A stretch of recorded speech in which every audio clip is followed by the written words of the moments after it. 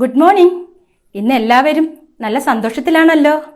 ഇന്ന് ടീച്ചർ മാത്രമല്ല നിങ്ങളോടെ, വേറൊരു ടീച്ചറുമുണ്ട്. നമുക്ക് ആ ടീച്ചറിനെ ക്ഷണിച്ചാലോ? Good morning. എൻ്റെ പേര് ഷൈനി. ഈ ടീച്ചറിൻ്റെ പേര് ബിന്ദു. ഞങ്ങളിവിടെ ഇന്ന് എന്തിനാണ് വന്നിരിക്കുന്നതെന്ന് നിങ്ങൾക്കറിയാമോ? ആർക്കെങ്കിലും പറയാമോ? ഇല്ല അല്ലേ? ഞങ്ങളിന്ന് കുടുംബത്തെക്കുറിച്ച് നിങ്ങളോട് സംസാരിക്കാനാണ് വന്നിരിക്കുന്നത്. നിങ്ങളുടെ വീട്ടിൽ ആരൊക്കെയുണ്ട് ഒന്ന് പറയാമോ? അച്ഛൻ, അമ്മ, ചേച്ചി, ചേട്ടൻ, പിന്നെയോ അപ്പൂപ്പൻ, അമ്മുമ്മ, അനുജൻ, അനുജത്തി, ഇവരെല്ലാം ഉണ്ടല്ലേ. ഇതിനെയാണ് കുടുംബം എന്ന് പറയുന്നത്. കൂടുമ്പോൾ ഇമ്പമുള്ളതാണ് കുടുംബം. പരസ്പരം ചുമതലകൾ പങ്കുവെച്ചുകൊണ്ട് അച്ഛനും അമ്മയും കുഞ്ഞുങ്ങളും അല്ലെങ്കിൽ കുഞ്ഞുങ്ങളില്ലാതെയും ഒന്നിച്ചു താമസിക്കുന്നതിനെയാണ് കുടുംബം എന്ന് പറയുന്നത്. മനുഷ്യൻ ഗോത്രങ്ങളായി ജീവിക്കാൻ തുടങ്ങിയ ആദിമകാലം മുതൽക്കേ ആരംഭിച്ച ഒന്നാണ് കുടുംബം. മനുഷ്യർക്ക് മാത്രമല്ല കേട്ടോ കുടുംബമുള്ളത്, മൃഗങ്ങൾക്കും കുടുംബമുണ്ട്. ചില മൃഗങ്ങൾ അവരുടെ കുഞ്ഞുങ്ങളെ അപകടങ്ങളിൽ നിന്ന് രക്ഷിക്കുന്നതും അവരെ ലാളിക്കുന്നതുമൊക്കെ നിങ്ങൾ സമൂഹ മാധ്യമങ്ങളിലൂടെ കണ്ടിട്ടില്ലേ? കണ്ടിട്ടുണ്ടോ? ഉണ്ടല്ലേ. കുടുംബം എന്നത് 2 തരത്തിലാണ്. ഒന്ന് അണുകുടുംബം, രണ്ടാമത്തേത് കൂട്ടുകുടുംബം. ഇതിന് ഇംഗ്ലീഷിൽ അണുകുടുംബത്തിന് സിംഗിൾ ഫാമിലി എന്നും കൂട്ടുകുടുംബത്തിന് ജോയിന്റ് ഫാമിലി എന്നും പറയുന്നു.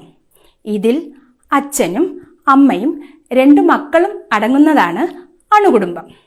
പിന്നെയോ അച്ഛനും അമ്മയും അവരുടെ മാതാപിതാക്കളും മക്കളും ബന്ധുക്കളും അടങ്ങുന്നതാണ് കൂട്ടുകുടുംബം. ഇന്ന് കൂട്ടുകുടുംബങ്ങൾ ശിഥിലമായിക്കൊണ്ടിരിക്കുകയാണ്. മാതാപിതാക്കളെ വൃദ്ധസദനങ്ങൾ കൊണ്ട് തള്ളിക്കളയുന്നു. കുഞ്ഞുങ്ങളെ, വൃദ്ധസദനങ്ങൾ എന്താണെന്ന് നിങ്ങൾക്കറിയാമോ? നിങ്ങൾ അതിനെക്കുറിച്ച് കേട്ടിട്ടുണ്ടോ? ഉണ്ടല്ലേ. മാതാപിതാക്കളെ മക്കളും സഹോദരങ്ങളും ബന്ധുജനങ്ങളും സംരക്ഷിക്കാത്ത സാഹചര്യത്തിൽ അവർക്ക് ശരണമാകുന്ന ഇടങ്ങളാണ് വൃദ്ധസദനങ്ങൾ അഥവാ അഭയകേന്ദ്രങ്ങൾ. അത്തരത്തിലൊരു അഭയകേന്ദ്രത്തെ ഇന്ന് ഞങ്ങൾ നിങ്ങൾക്ക് പരിചയപ്പെടുത്തി തരാം. വൃദ്ധസദനത്തിൻ നേർക്കാഴ്ച കാണുവാൻ ഞാനുമൻ കൂട്ടരും ഒരു നാളിൽ അവിടെത്തി.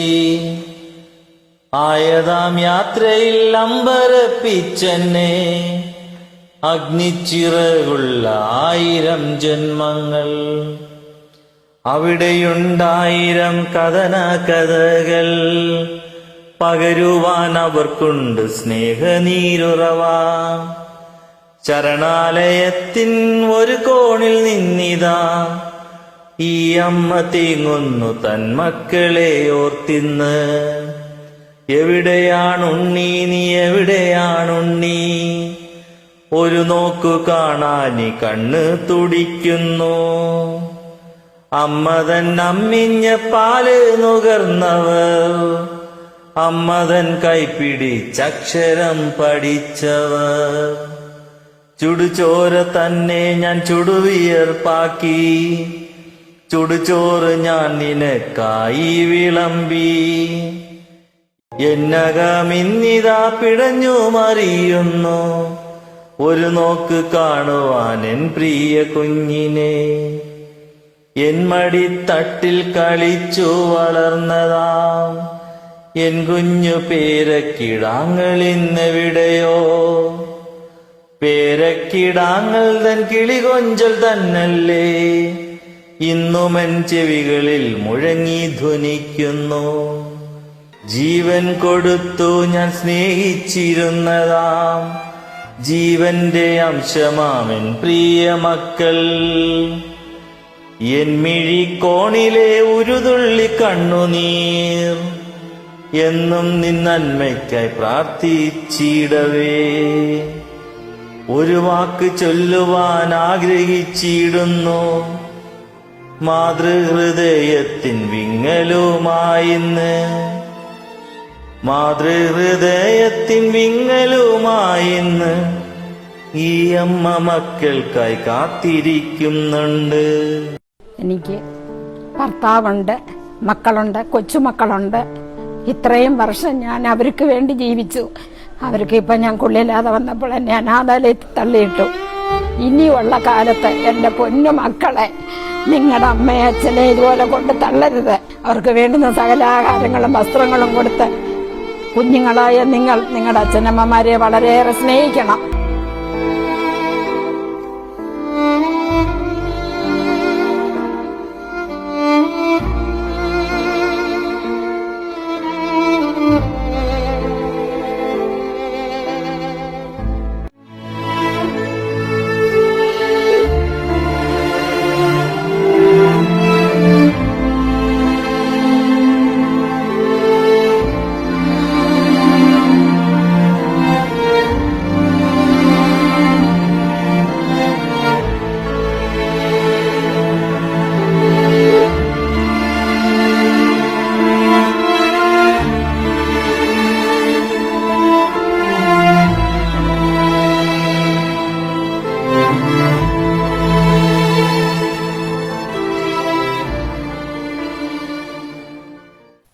ഇപ്പോൾ നിങ്ങൾക്ക് തോന്നിയല്ലേ ഇവർക്ക് ആരുമില്ല എന്ന്?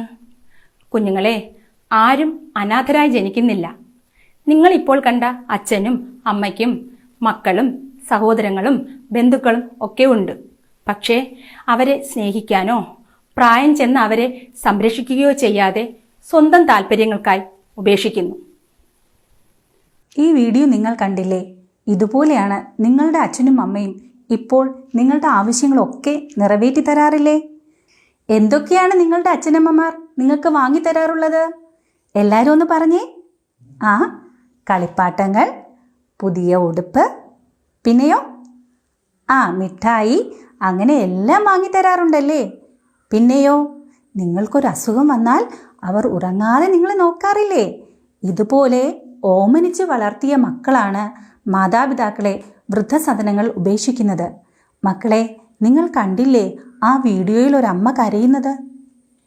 ഇവരെ സംരക്ഷിക്കാൻ പല സംഘടനകളും തയ്യാറായതുകൊണ്ടാണ് ഇവരൊക്കെ പട്ടിണി കൂടാതെയും ആരോഗ്യത്തോടെയും ജീവിക്കുന്നത്.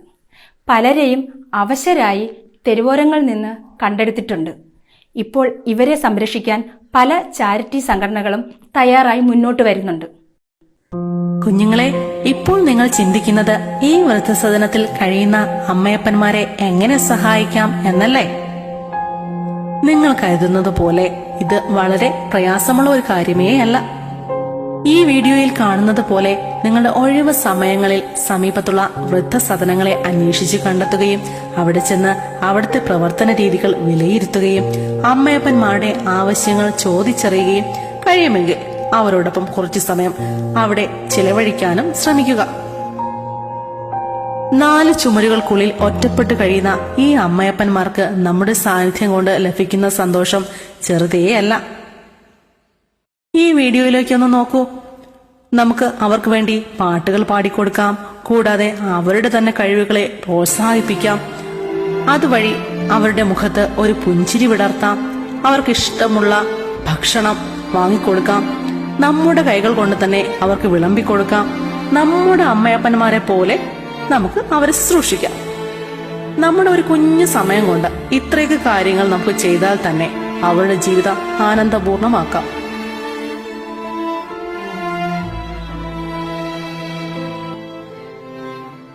പണ്ടു പാടിയ പാട്ടിലൊരെണ്ണം ചുണ്ടിലൂറുമ്പോൾ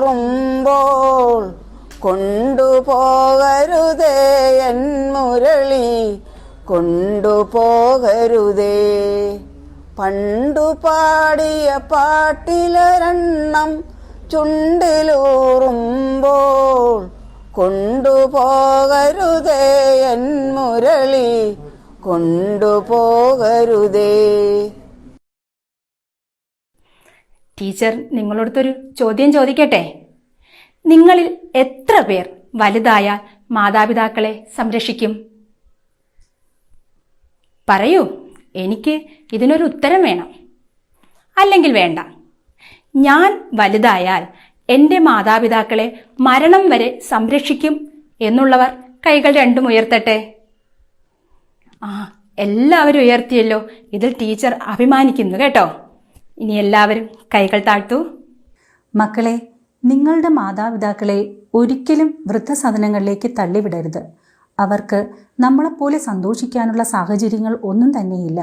ഇഷ്ടമുള്ള ആഹാരം കഴിക്കുന്നതിനോ ഇഷ്ടമുള്ള വസ്ത്രങ്ങൾ ധരിക്കുന്നതിനോ ഇഷ്ടമുള്ള സ്ഥലങ്ങളിലോ ആഘോഷങ്ങളിലോ പങ്കെടുക്കുന്നതിനോ അവർക്ക് സാധിക്കുന്നില്ല. അങ്ങനെയുള്ള ഒരു ജീവിതത്തെക്കുറിച്ച് നിങ്ങൾ ചിന്തിച്ചിട്ടുണ്ടോ? ഇന്നത്തെ ഈ ക്ലാസ് കൊണ്ട് ചെറിയൊരു സന്ദേശം നിങ്ങൾ എത്തിക്കാൻ സാധിച്ചതിൽ ഞങ്ങൾ അഭിമാനിക്കുന്നു. കുഞ്ഞുങ്ങളെ, നിങ്ങളുടെ മാതാപിതാക്കളെ ഒരിക്കലും കൈവിടരുത്. അവരുടെ അനുഗ്രഹം നിങ്ങൾക്കും നിങ്ങളുടെ മക്കൾക്കും ഉണ്ടാകും. ഈ സന്ദേശം നിങ്ങളുടെ കൂട്ടുകാരോടും പരിചയക്കാരോടും പങ്കിടണം. ഞങ്ങൾ പറഞ്ഞതൊക്കെ നിങ്ങൾക്ക് മനസ്സിലായോ? ഇനി മാതാപിതാക്കളെ സംരക്ഷിക്കാം എന്നൊരു പ്രതിജ്ഞ നമുക്ക് ചൊല്ലിയാലോ?